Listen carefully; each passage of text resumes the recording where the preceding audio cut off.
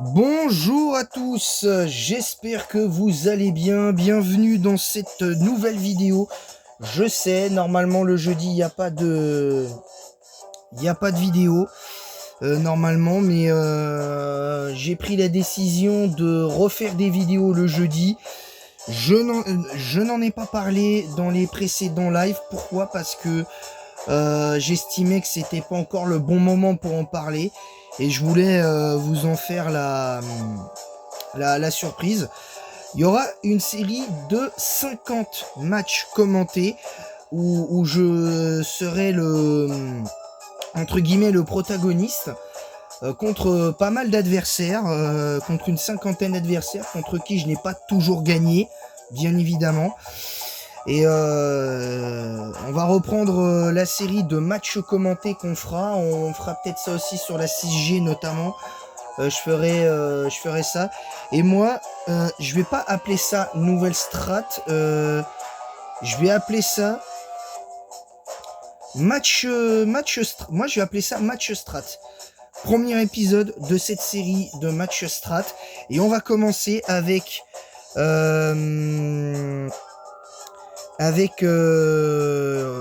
Yuto comme adversaire que j'ai affronté plusieurs fois.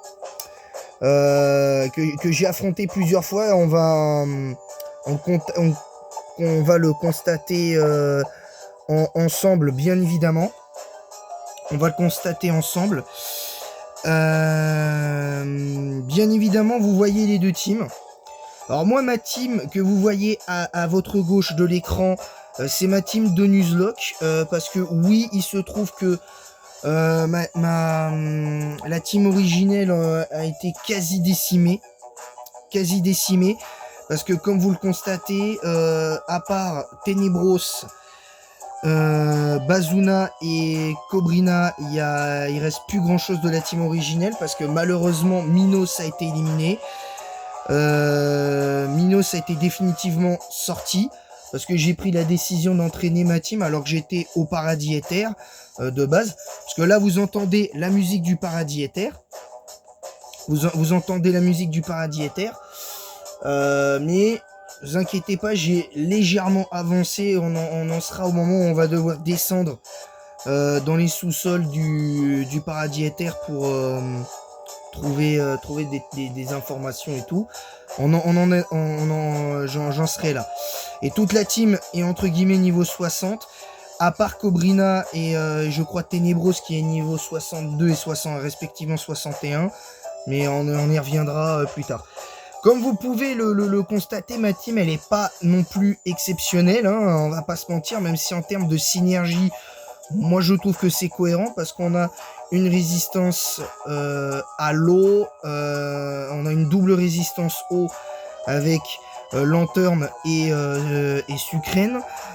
On a une immunité au type double immunité électrique avec Trépassable et Lanterne, parce que mon Lanterne absorbe Volt. En ce qui concerne la faiblesse plante, la faiblesse plante, double faiblesse plante qu'on a, Bazuna et Tenebros sont largement là pour compenser.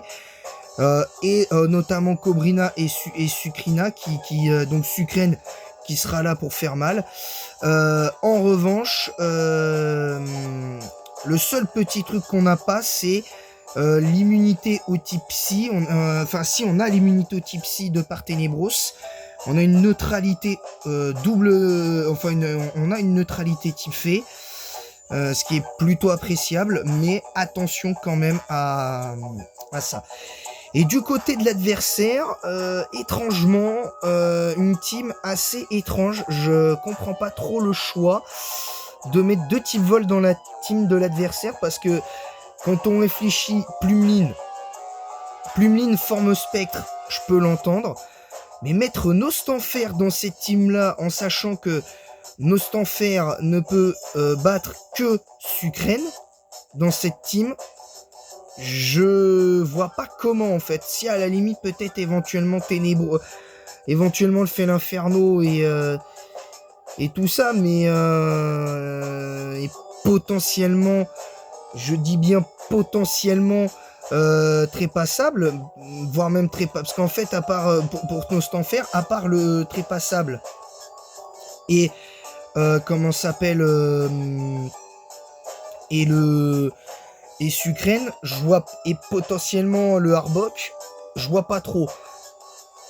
Je vois pas trop, pour être tout à fait honnête, en sachant que l'adversaire a quand même, mis à part la présence à mes yeux d'une Nostanfer qui est pas forcément justifiable, en sachant que t'as déjà un type poison,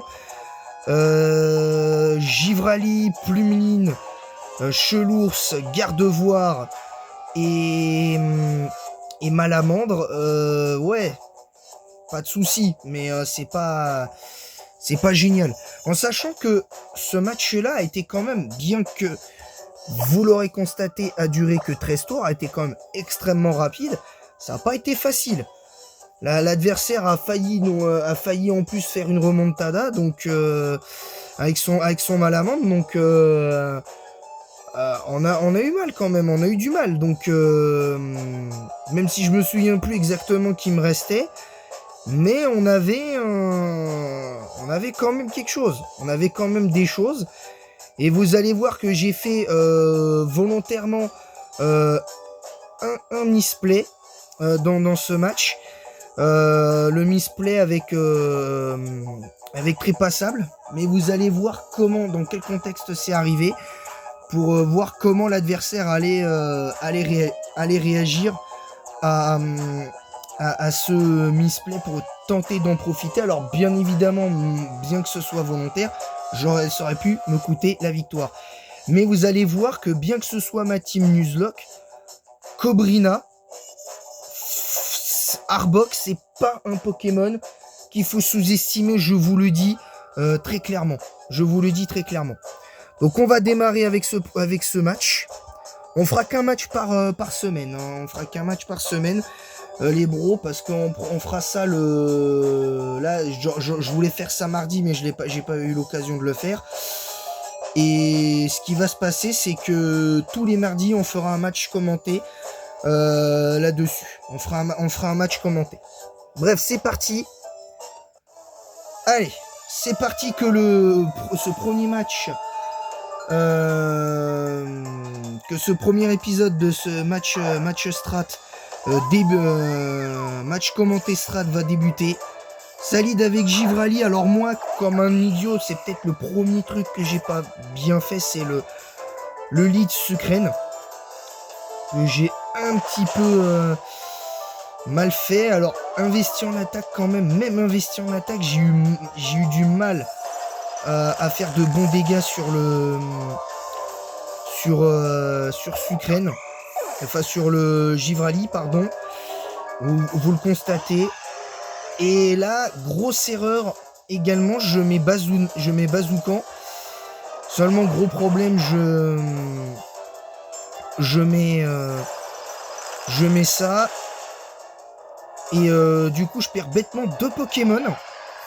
Alors que j'aurais dû faire Bullrock en fait. Parce qu'avec Bullrock, j'aurais pu gagner beaucoup plus rapidement le match. Alors l'adversaire veut switch. Ce que je peux comprendre, parce que ça reste quand même fort. Alors moi du coup je fais je spam dans Slam. Je tente une autre dans Slam parce que je sais pertinemment. Non, je fais l'intro-charge. Mais c'est pas suffisant.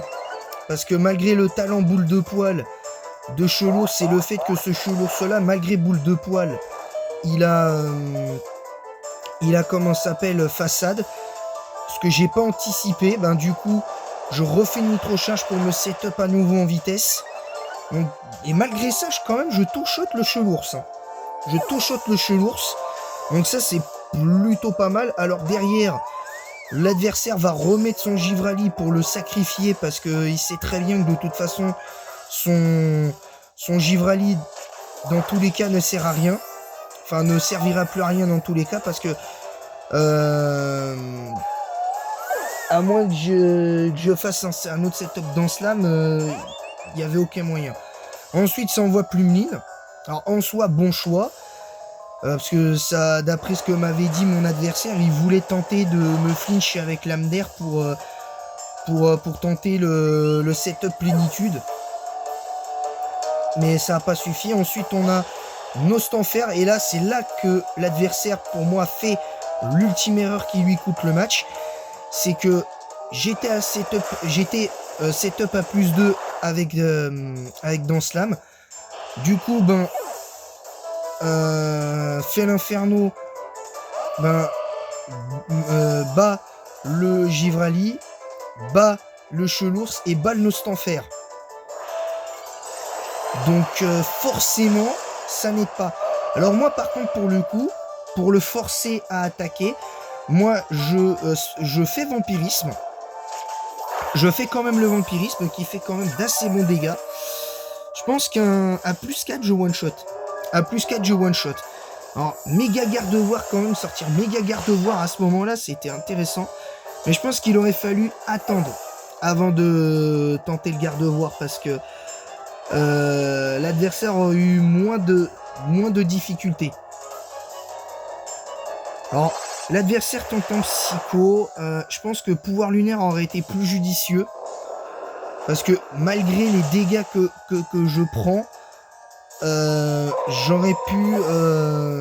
parce que là, je prends plus de 70% de ma vie, je pense. Là, avec tout ce que j'ai de mes points de vie, ça fait beaucoup. Et voilà, donc là, le malamandre arrive. Ça tente direct la machination.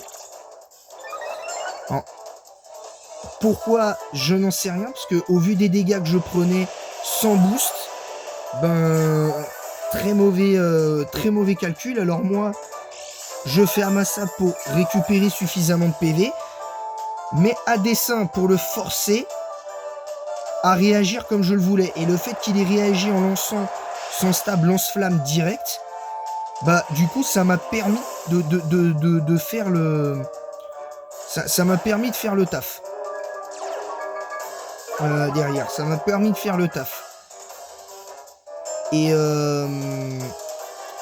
là derrière ça tente le Draco Choc, mais je pense qu'il aurait fallu tenter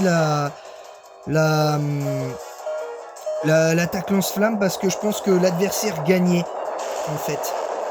Alors moi du coup Cobrina qui tank à plus 2, un Draco Choc à plus 2, comme c'est pas stabé, du coup résultat l'adversaire perd. Et l'adversaire s'était rendu compte de ça après le match. En fait, si l'adversaire avait fait lance-flamme, c'était terminé parce qu'il me restait plus que Lanterne.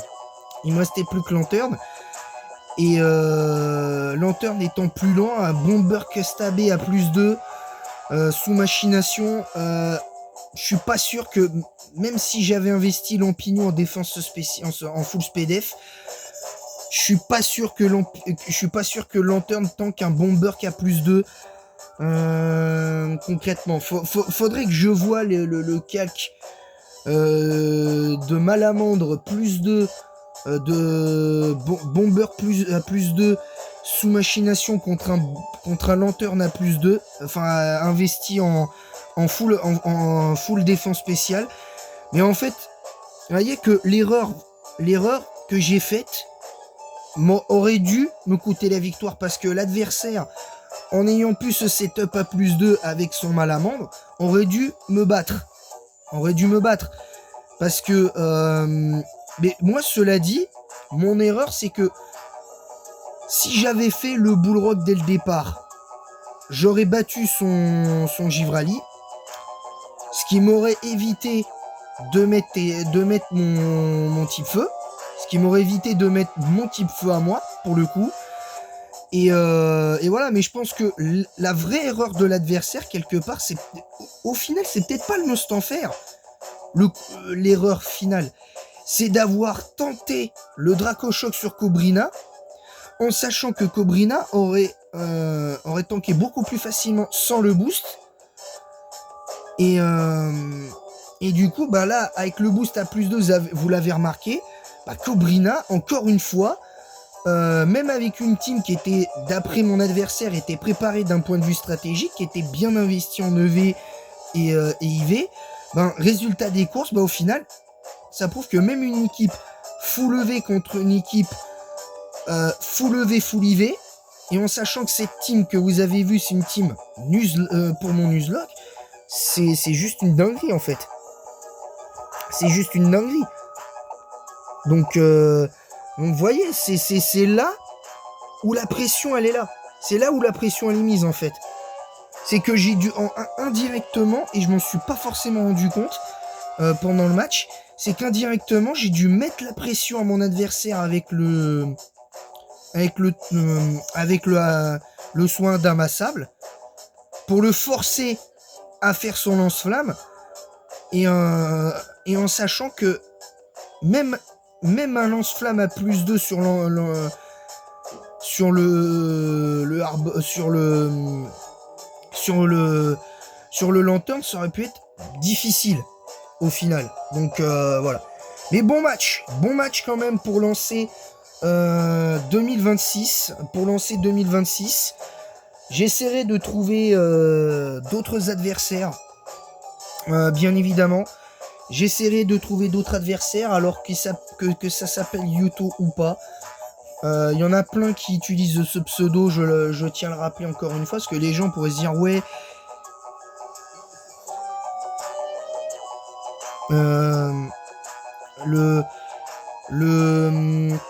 les gens pourraient se dire ouais, mais moi aussi dans mon jeu, dans ma version je m'appelle Yuto et tout ça et tout. Il y en a, ils pourraient se le dire. Ils pourraient se le dire. Comme là par exemple Samael, Amaryllis, Satoshi, etc. Ça qu'on soit clair. Qu'on soit clair là-dessus. Chacun a son propre pseudo. Et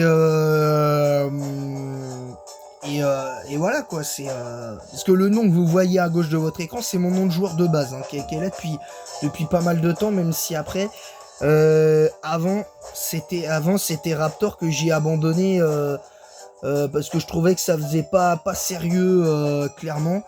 Alors peut-être que je changerai de pseudo plus tard, mais dans les mois à venir, mais pas là. Donc voilà, donc vous constatez que même une team d'aventure, surtout quand il s'agit d'un Nuzlocke, ça aurait pu très mal finir si vous faites pas attention. Et comme quoi, même une team stratégique, si tu fais ne serait-ce qu'une seule erreur, et bah ça suffit pour te coûter la victoire. Parce qu'en sachant que le Malamandre était beaucoup plus rapide que Cobrina et Lampinou, ben un lance-flamme c'était suffisant, et un bomber, je pense, c'était suffisant pour one shot pour one shot la pour one shot clairement. Ça s'est vu direct. Ça s'est vu direct. Donc voilà, sur ce, je vais vous laisser. J'espère que ce premier match de l'année commenté de l'année 2026 vous aura plu. On se retrouvera mardi prochain pour ce match commenté contre le même adversaire, mais avec une team différente. Je vais vous la montrer comme je le fais toujours, comme ça vous êtes sûr que je triche pas. Et vous constatez que là c'est bien différent. C'est vraiment bien différent, parce que vous le constatez, bien que je crois que j'ai gagné ce match aussi également, mais je me souviens plus comment.